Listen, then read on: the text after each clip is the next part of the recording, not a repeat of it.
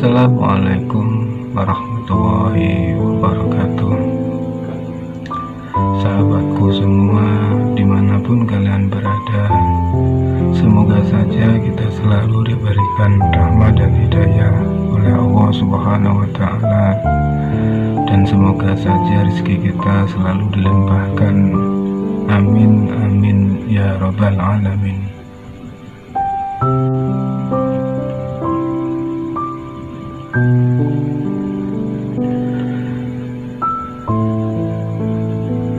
Namanya adalah Syarifuddin Khalifah. Ia dilahirkan di kota Arusha, Tanzania, sebuah negara yang terletak di Afrika Timur yang berpenduduk 36 juta jiwa. Kota Arusha, tempat kelahiran Syarifuddin Khalifah, mayoritas penduduknya adalah beragama Katolik. Di urutan kedua Kristen, kemudian Yahudi, Islam, dan terakhir adalah Hindu. Seperti kebanyakan penduduk Ashura, orang tua Syarifuddin Khalifah juga beragama Katolik.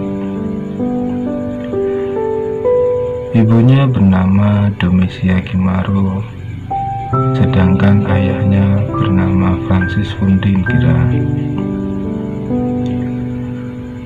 Suatu hari di bulan Desember 1993, tangis bayi membahagiakan keluarga itu.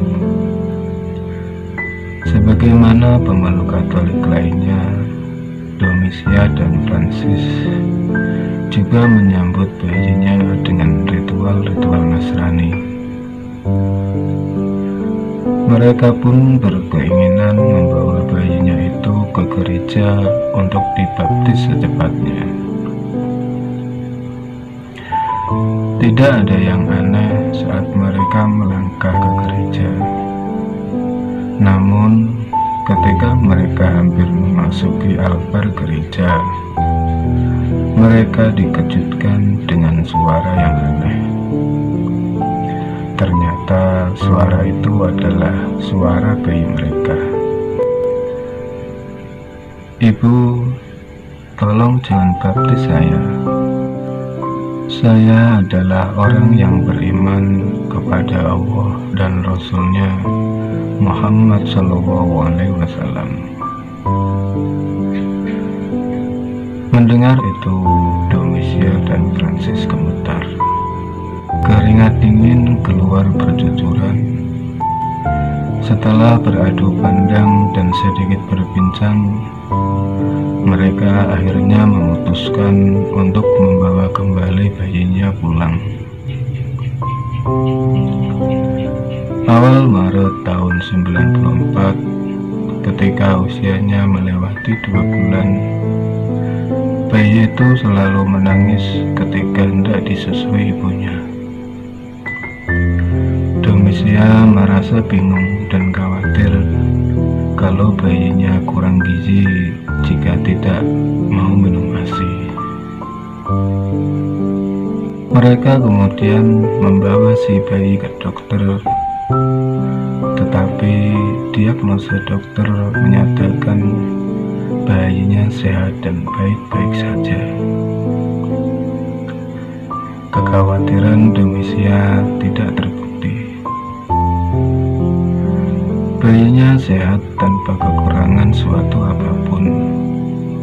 Tidak ada penjelasan apapun mengapa Allah mentakdirkan Syarifuddin Khalifah tidak mau minum ASI dari ibunya setelah 2 bulan. Di tengah kebiasaan bayi-bayi belajar mengucapkan suku-suku kata seperti panggilan Bu atau lainnya, Syarifuddin Khalifah pada usianya yang baru 4 bulan mulai mengeluarkan lafal-lafalannya. Beberapa tetangga serta keluarga Domisia dan Francis terheran-heran melihat bayi itu berbicara. Mulutnya bergerak pelan dan melantunkan ayat suci Al-Quran. Orang-orang yang menyaksikan keanehan bayi itu merasa takjub dan juga terheran-heran. Sayangnya, waktu itu mereka tidak mengetahui bahwa yang dibaca Syarifuddin Khalifah adalah surat Al-Baqarah ayat 54. Domisia khawatir anaknya kerasukan setan. Ia pun membawa bayi itu ke pastur. Namun tetap saja Syarifuddin Khalifah mengulang-ulang ayat itu. Hingga kemudian cerita bayi kerasukan setan itu terdengar oleh salah seorang yang bernama Abu Ayyub, seorang muslim yang tinggal di daerah itu. Ketika Abu Ayyub datang, Syarifuddin Khalifah juga membaca ayat itu. Tak kuasa melihat tanda kebesaran Allah, Abu Ayyub sujud syukur di depan bayi tersebut.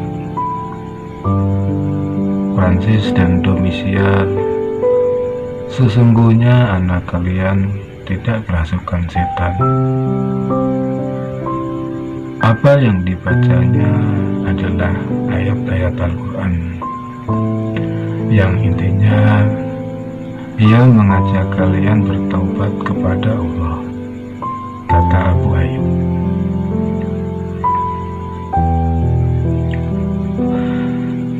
Beberapa waktu setelah itu, Abu Ayyub datang lagi dengan membawa mushaf.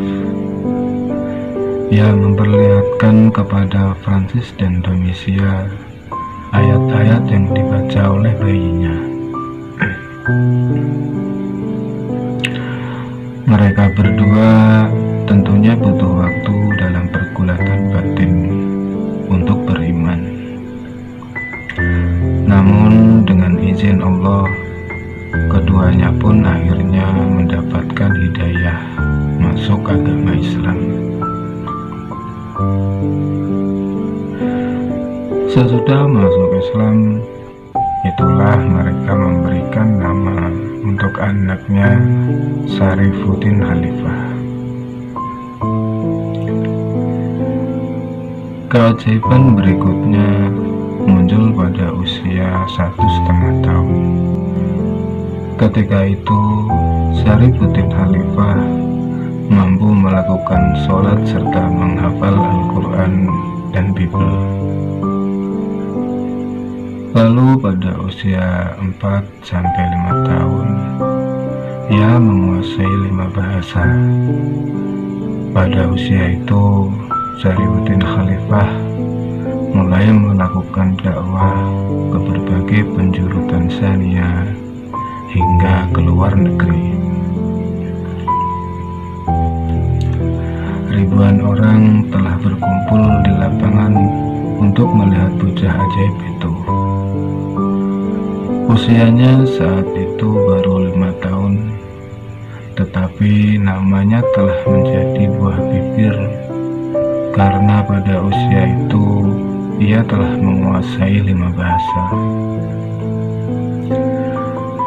Perjalanannya ke Kenya saat itu merupakan bagian dari rangkaian perjalanan dakwah ke luar negeri. Sebelum itu, ia telah berdakwah ke hampir seluruh kota di negaranya, Tanzania.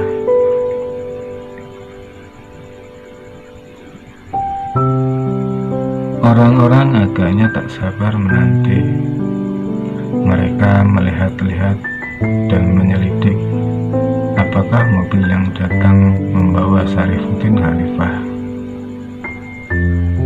Beberapa waktu kemudian, Syekh kecil yang mereka nantikan akhirnya tiba. Ia datang dengan pengawalan ketat layaknya seorang presiden. Ribuan orang yang menanti Syarifuddin Khalifah rupanya bukan hanya orang Muslim saja. Tak sedikit orang-orang Kristen yang ikut hadir. Mereka merasa penasaran. Mungkin juga karena mereka mendengar bahwa bocah ajaib ini dilahirkan dari keluarga Katolik, tetapi hafal Al-Quran pada usia 1,5 tahun. Mereka ingin melihat Syarifuddin Khalifah secara langsung. Dengan ditemani Haji Marulin, Syarifuddin menuju tenda yang sudah disiapkan. Luapan kegembiraan masyarakat Kenya tampak jelas dari antusiasme mereka menyambut Syarifuddin.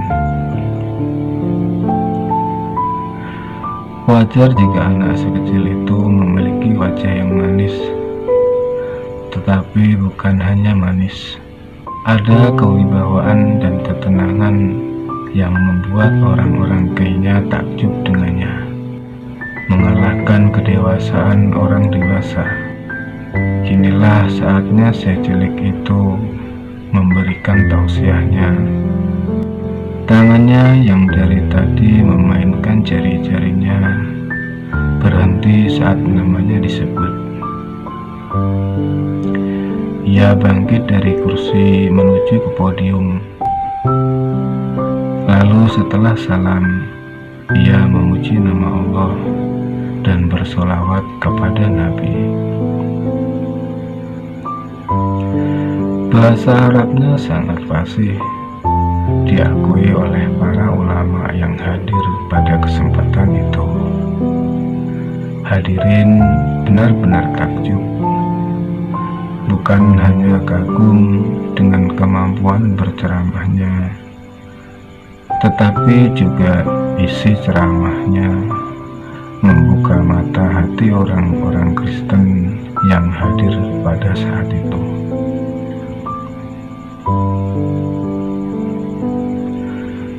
Ada seberkas cahaya hidayah yang masuk dan menelusur ke jantung nurani mereka. Selain pandai menggunakan ayat Al-Quran, sesekali Syarifuddin juga mengutip kitab suci agama lain, membuat pendengarnya terbawa untuk memeriksa kembali kebenaran teks ajaran dan keyakinannya selama ini. Begitu ceramah selesai, orang-orang Kristen mengajak dialog bocah ajaib itu. Syarifuddin pun melayani mereka dengan sangat baik. Mereka bertanya tentang Islam, Kristen, dan juga kitab-kitab terdahulu. Sang Syekh kecil ini mampu memberikan jawaban yang sangat memuaskan, dan itulah momen-momen hidayah. Saat itu ratusan pemeluk Kristiani yang telah berkumpul di sekitar Syarifuddin mengucapkan syahadat. Menyalami tangan salah seorang perwakilan mereka, Syarifuddin kemudian menuntun syahadat dan mereka menirukannya. Mata dan pipi pun menjadi saksi. Air mata mulai berlinang oleh luapan kegembiraan. Menjalani hidup baru dalam Islam, takbir dari ribuan kaum muslimin yang menyaksikan peristiwa itu terdengar membahana di bumi Kenya.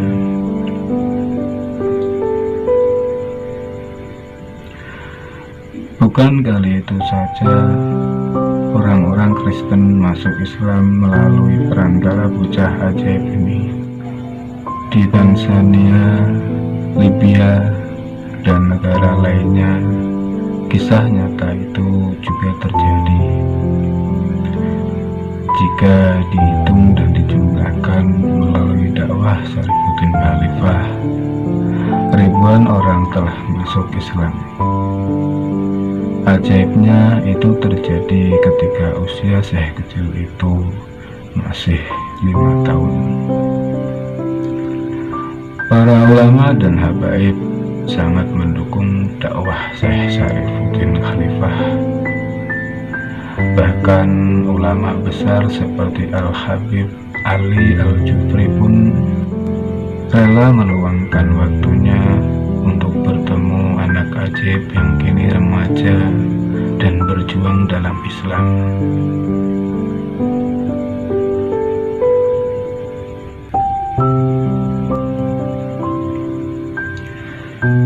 Sahabatku, semoga kisah tadi bisa menjadikan pelajaran untuk kita dan semoga saja bermanfaat.